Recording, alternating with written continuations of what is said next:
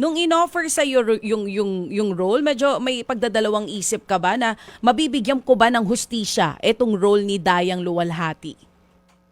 Hindi, walang pagdadalawang isip po sa akin.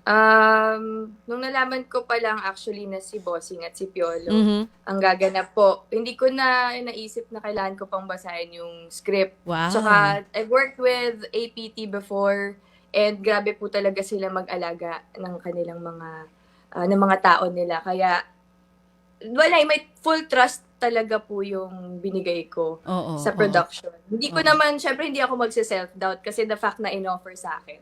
Ibig I think sabihin, siguro they trust me as yes, much as oo. I trust them. Oo, So oo. yun.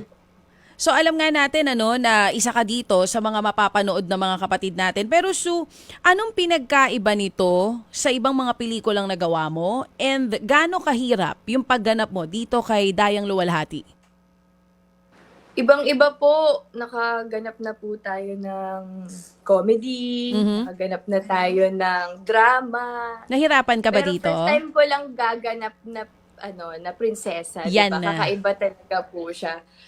Iba yung pag-iingat din na kailangan naming gawin dahil po may lengguwahe tayo na kailangan respetuhin, may Oo. kultura tayo na kailangan sundan, Oo. may mga professionals po kami na nagbantay sa script namin na sobrang yun siguro yun yung iba po sa lahat ng nagawa ko before. Ito medyo factual kasi siya, it's based on facts. So we have to be very careful. I think dun kami pinaka na-challenge. Parang may mga words na kailangan namin palitan kasi Spanish siya, hindi siya Pilipino. So minsan inuulit namin yung mga eksena kahit isang salita lang po yung mali. Ingat na ingat po talaga kami. So you can say na isa ito talaga sa pinakamahirap na pelikula na nagawa mo. Opo, for sure. At saka ang hirap nga pong magpigil ng kilig pag Oh, ang kaharap mo ka-eksena si si Papa Bossing P, at saka tsaka si si Papa Bossing. P. Yes, oo.